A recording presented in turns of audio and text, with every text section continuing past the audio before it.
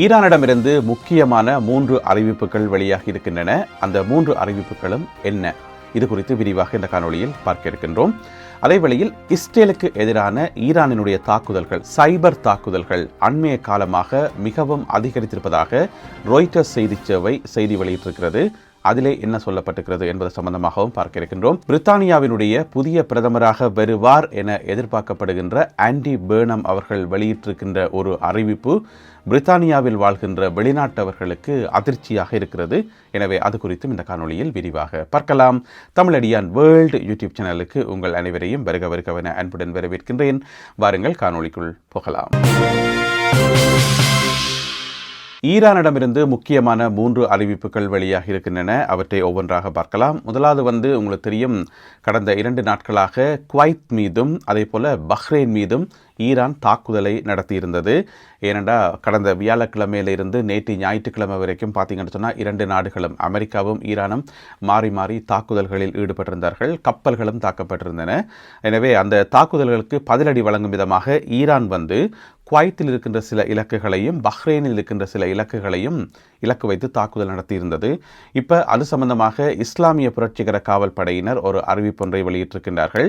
அந்த அறிவிப்பில் என்ன சொல்லப்பட்டிருக்கின்ற சொன்னால், மொத்தமாக 8 இலக்குகள் தாக்கப்பட்டதாக, அதாவது அமெரிக்க இராணுவத்துக்கு சொந்தமான 8 இலக்குகளை தாங்கள் தாக்கி அழித்திருப்பதாக அவர்கள் வெளியிட்டுள்ள அறிக்கையில் சொல்லப்பட்டிருக்கிறது.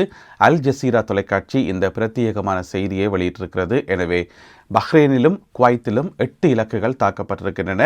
என்னென்ன இலக்குகள், எப்படியான இலக்குகள் என்பது சம்பந்தமான மேலதிக விவரங்கள் வெளியாகவில்லை. எனவே அவற்றுக்காக காத்திருப்போம். இது ஈரானிலிருந்து வெளிவந்த முதலாவது அறிவிப்பு. 2வது பார்த்தீங்கன்னு சொன்னால், ஈரானினுடைய வெளிவிவகார அமைச்சர் அபாஸ் அராக்ஷி சொல்லியிருக்கார் என்னென்னு சொன்னால், ஸ்ட்ரைட் ஆஃப் ஹோமுஸ் நீரினை அடுத்து வரும் 30 நாட்களுக்கு முழுமையாக ஈரானினுடைய கட்டுப்பாட்டின் கீழ் இருக்கும். அதில் வேறு யாருமே தலையிட முடியாது, முழுக்க ஈரானினுடைய கட்டுப்பாட்டுக்களே இருக்கும் என்று சொல்லி, இதில் என்ன வித்தியாசம் என்று சொன்னால், ஏற்கனவே அது ஈரானுடைய கட்டுப்பாட்டுக்கள் தான் இருக்குது. அதில் என்ன வித்தியாசம் என்று கேட்டிங்கன்னு சொன்னால், இப்போ அமெரிக்காவுக்கும் ஈரானுக்கும் இடையில் சமாதான பேச்சுவார்த்தை நடந்துருக்கு தானே, ஒரு ஒப்பந்தம் ஒன்று போடப்பட்டிருக்கு தானே. அதன்படி அடுத்து வரும் 60 நாட்களுக்கு முற்றுமுழுதாக ஹோமுஸ் நீரினை திறக்கப்படணும் என்று சொல்லி, ஈரானோ வேறு யாருமே கண்ட்ரோல் பண்ணக்கூடாதுன்னு சொல்லி. ஆனால் ஹோமுஸ் நீரின பகுதியில் கடந்த 4-5 நாட்களாக உங்களுக்கு தெரியும் என்ன நடக்குது என்று சொல்லி. எனவே இந்த பிரச்சனை காரணமாக அமெரிக்காவினுடைய தாக்குதல்கள் இனியும் நடக்கக்கூடாது. அடுத்து 30 நாட்களுக்கு நாங்கள் வெயிட் பண்ணி பார்ப்போம். அமெரிக்காவினுடைய தாக்குதல்கள் நடக்கல என்று சொன்னால் ஓகே, நாங்கள் ஃபுல்லாக திறக்கிறோம். அது வரைக்கும் ஈரானினுடைய முழுமையான கட்டுப்பாட்டு கீழே ஸ்ட்ரைட் ஆஃப் ஹோமுஸ் நீரிணை இருக்கும் என்று சொல்லி ஈரானுடைய வெளிவிவகார அமைச்சர் அபாஸ் அராக்ஷி அறிவித்திருக்கின்றார். இது அமெரிக்காவுக்கு வைக்கப்பட்ட ஒரு செக் என்று சொல்லி சர்வதேச ஆய்வாளர்கள் சுட்டிக்காட்டியிருக்கின்றார்கள். இந்த 30 நாட்களுக்குள்ள ஏதாவது தாக்குதலை அமெரிக்கா நடத்துமாக இருந்தால் பிறகு ஸ்ட்ரைட் ஆஃப் ஹோமுஸ் முற்றுமுழுதாகவே மூடப்படுறதுக்கான வாய்ப்புகளும் இருக்குன்னு சொல்லி சுட்டிக்காட்டப்பட்டிருக்கிறது. எனவே என்ன நடக்க போகுதுன்றதை நாங்கள் பொறுத்திருந்து பார்க்கணும். ஈரானிலிருந்து வந்திருக்கக்கூடிய 3வது அறிவிப்பு என்று சொன்னால், இதையும் அபாஸ் அராக்ஷி அவர் தான் வெளியிட்டிருக்கார். மத்திய கிழக்கில் இருக்கக்கூடிய ஏனைய நாடுகளுடன் சேர்ந்து ஒரு இராணுவ ரீதியிலாகவும் பொருளாதார ரீதியாகவும் எல்லா விதமாகவும் ஒத்துழைச்சு செயல்படுவதற்கு எங்களுக்குள்ள ஒரு கூட்டணி ஒன்றை உருவாக்குவதற்கு ஈரான் தயாராக இருக்கிறது. எனவே மற்ற நாடுகள் இதை பற்றி சிந்திக்கணும் என்று சொல்லி ஈரானுடைய வெளிவிவகார அமைச்சர் அபாஸ் அராக்சி சொல்லியிருக்கார். இதை ஈரான் நீண்ட காலமாகவே கேட்டுக்கொண்டு வருது. நாங்கள் பிராந்தியத்தில் இருக்கிறோம், எனவே நாங்கள் எங்களுக்குள்ள ஒரு அக்ரிமெண்ட்டை போட்டு எங்களுக்குள்ள பொருளாதார உடன்படிக்கை, இராணுவ உடன்படிக்கை எல்லாம் போட்டு நாங்கள் சேர்ந்து செயல்படலாம் தானே, எதுக்கு நீங்கள் அமெரிக்காவுடன் சேர்ந்து செயல்படுறீங்க என்று சொல்லி ஏனைய நாடுகளை பார்த்து ஈரான் அடிக்கடி கேட்கறது தான். ஆனால் ஏனைய நாடுகளுக்கும் அமெரிக்காவுக்கும் இடையில, இஸ்ரேலுக்கும் இடையில நிறைய ஒப்பந்தங்கள் எல்லாம் இருக்குது. அது பெரிய பிரச்சனையாக போய்கொண்டிருக்குது. எனவே இந்த பிரச்சனை இருக்கும் வரைக்கும் பிராந்தியத்தில் முழுமையான அமைதி திரும்பாதுன்றதை இராணுவ வல்லுநர்களும் பொருளாதார நிபுணர்களும் அடிக்கடி சுட்டி காட்டுறது தான். எனவே ஈரான் இப்போ மீண்டும் ஒரு தடவை கோரிக்கை விடுத்திருக்கிறது ஏனைய நாடுகளுக்கு, எல்லாரும் வாங்க நாங்கள் சேர்ந்து செயல்படுவோம் என்று சொல்லி. இதுக்கு ஏனைய நாடுகளினுடைய பதில் என்னவாக இருக்கும் என்பதை பொறுத்திருந்து பார்ப்போம். அமெரிக்காவினுடைய பிரபலமான ஊடகம் த வால் ஸ்ட்ரீட் ஜேர்னல் வெளியிட்டிருக்கின்ற ஒரு முக்கியமான செய்தி என்னென்று சொன்னால், அடுத்து வரும் 30 நாட்களுக்கு, அதாவது ஹோமுஸ் நீரிணை பகுதியில் அமெரிக்காவும் ஈரானும் எந்த விதமான மோதல்களில் ஈடுபட மாட்டார்கள் என்பதற்கான ஒரு உடன்படிக்கை காணப்பட்டிருப்பதாக.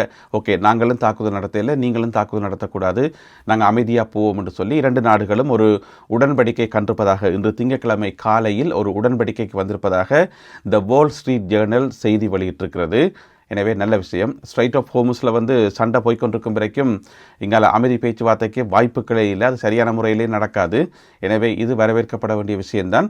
உங்களுக்கு தெரியும், ஏற்கனவே 60 நாட்கள் ஒரு போர் நிறுத்தம் இருக்குது. அது பொதுவான போர் நிறுத்தம். பிறகு அந்த போர் நிறுத்தத்துக்குள்ளே இன்னும் ஒரு போர் நிறுத்தம், குட்டி போர் நிறுத்தம். அதுதான் இந்த 30 நாள் போர் நிறுத்தம். ஸ்ட்ரைட் ஆஃப் ஹோர்முஸை வந்து ஹோர்முஸ் நீரிணையை வந்து இலக்கு வச்சு மேற்கொள்ளப்பட்டிருக்கிறது. எனவே பெரிய போர் நிறுத்தமோ சின்ன போர் நிறுத்தமோ எதுவாக இருந்தாலும் 2 நாடுகளும் மோதலை கைவிட்டு இந்த எரிபொருட்களுக்கான விலைகள் வந்து குறைஞ்சா அது உலக மக்கள் எல்லோருக்குமே சந்தோஷம்தான். எனவே அமெரிக்காவுக்கும் ஈரானுக்கும் இடையில் வந்து அடுத்த கட்ட பேச்சுவார்த்தைகளை உடனடியாக ஆரம்பிப்பதற்கான முயற்சிகளும் மேற்கொள்ளப்படுவதாக த வால் ஸ்ட்ரீட் ஜேர்னல் செய்தி வெளியிட்டிருக்கிறது. உங்களுக்கு தெரியும், முதல் கட்ட பேச்சுவார்த்தைகள் வந்து சுவிட்சர்லாந்தில் நடந்தது. இனி அடுத்த கட்ட பேச்சுவார்த்தை டோஹாவில் நடத்துவதற்கு ஏற்பாடுகள் நடைபெறுவதாக வால் ஸ்ட்ரீட் ஜேர்னல் செய்தி வெளியிட்டிருக்கிறது. டோஹா நகரில் என்று சொன்னால் பக்கத்தில் தானே, அமெரிக்காவுக்கும் ஈசி, அதே போல் ஈரானுக்கும் ஈசி. எனவே டோஹாவில் பேச்சுவார்த்தைகள் நடக்கலாம் என்று சொல்லி எதிர்பார்க்கப்படுகிறது. இந்த பேச்சுவார்த்தைகளை வந்து முதல் கட்டமாக என்ன நடக்கும் என்று சொன்னால் டெக்னிக்கல் பேச்சுவார்த்தை.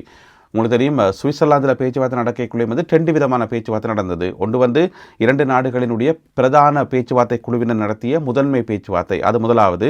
2வது வந்து செகண்டரி பேச்சுவார்த்தை, டெக்னிக்கல் பேச்சுவார்த்தை என்று சொல்லி, அதாவது இந்த இஸ்லாமாபாத் ஒப்பந்தம் இருக்குத்தானே, அந்த ஒப்பந்தத்தில் சொல்லப்பட்டிருக்கிற விஷயங்களை வந்து எப்படி நடைமுறைப்படுத்துறது என்று சொல்லி அதை பார்த்து அதை டிக் பண்ணி அதில் உள்ள விஷயங்களை வந்து நடைமுறைப்படுத்துறதுக்கான அந்த அதிகாரிகள் மட்டத்திலான ஒரு பேச்சுவார்த்தை என்று வையுங்களேன், அதை தான் டெக்னிக்கல் பேச்சுவார்த்தை என்று சொல்லி சொல்கிறோம்.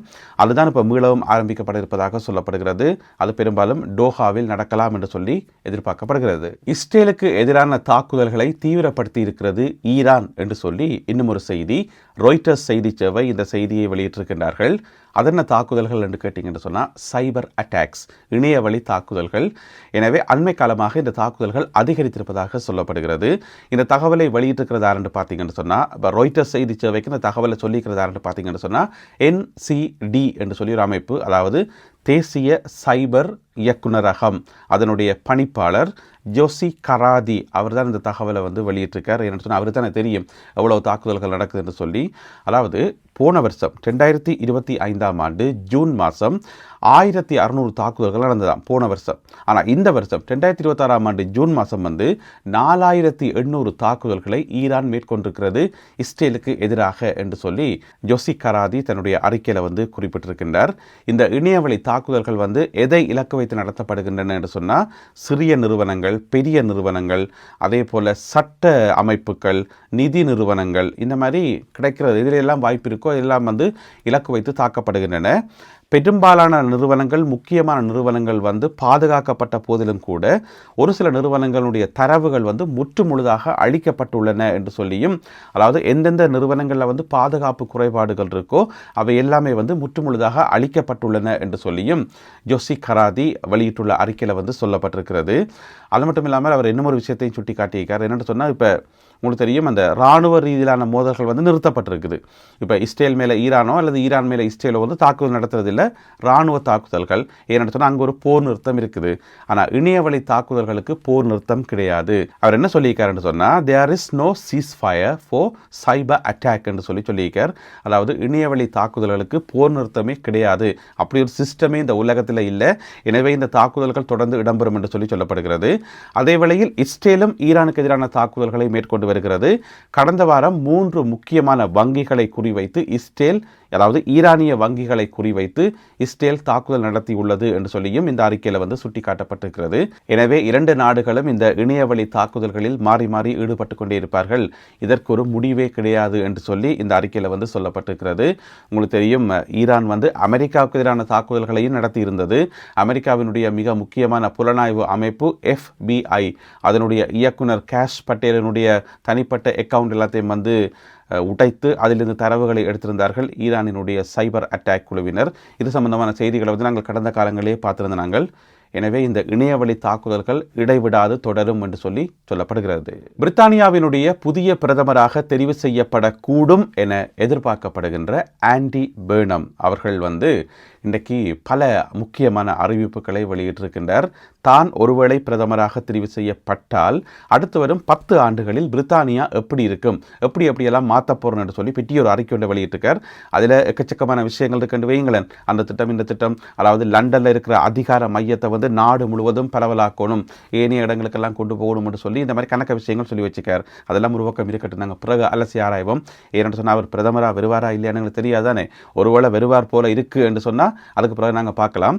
ஆனால் அதில் ஒரு முக்கியமான வசனம் ஒன்று இருக்கு. என்னென்னு சொன்னால், பிரித்தானியாவில் இருக்கக்கூடிய வேலை வாய்ப்புகள் இருக்கு தானே, அந்த வேலை வாய்ப்புகளுக்கு பிரித்தானியர்களுக்கே முன்னுரிமை கொடுப்பேன் என்று சொல்லி ஒரு வசனம் சொல்லி வச்சுக்கார். அப்படி என்று சொன்னால் வெளிநாடுகளில் இருந்து இங்கே வேலைக்காக வருபவர்கள், வேலை வாய்ப்பை தேடி வருபவர்களுடைய கதி என்ன, அவர்களுக்கு வேலை வாய்ப்புகளில் முன்னுரிமை கிடைக்குமா, வாய்ப்புகள் கிடைக்குமான்றெல்லாம் பெரிய கேள்விக்குறி இருக்குது. எனவே பிரித்தானியர்களுக்கே முன்னுரிமை கொடுப்பேன் என்று சொல்லி ஒரு வசனம் சொல்லியிருக்கார். எனவே இது சாத்தியமா? இங்கே இருக்கக்கூடிய கம்பெனிகள் அதை விரும்புமா? ஏன்னு சொன்னால் கம்பெனிகள் வந்து பிரித்தானியர்களுக்கு வேலைவாய்ப்பு கொடுக்கறதை விடவும் வெளிநாட்டவர்களுக்கு வேலைவாய்ப்பு கொடுக்கறது தான் அதிகம் விரும்புகிறார்கள் என்று சொல்லி அவர்கள் மேல் ஒரு குற்றச்சாட்டு இருக்குது. அதுக்கு காரணம் குறைஞ்ச காசில் வந்து தொழிலாளர்களை வந்து வேலைக்கு அமர்த்த முடியும்ன்றதால.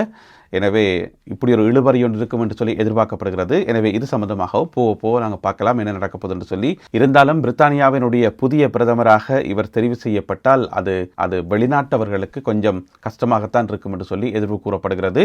பொறுத்திருந்து பார்ப்போம். இந்த காணொலியில் பகிர்ந்து கொள்ளப்பட்ட செய்திகள், தகவல்கள் தொடர்பான உங்களுடைய கருத்துக்கள் என்ன என்பதை மறக்காமல் கீழே எழுதுங்கள். மீண்டும் சந்திப்போம் உறவுகளை. நன்றி, வணக்கம்.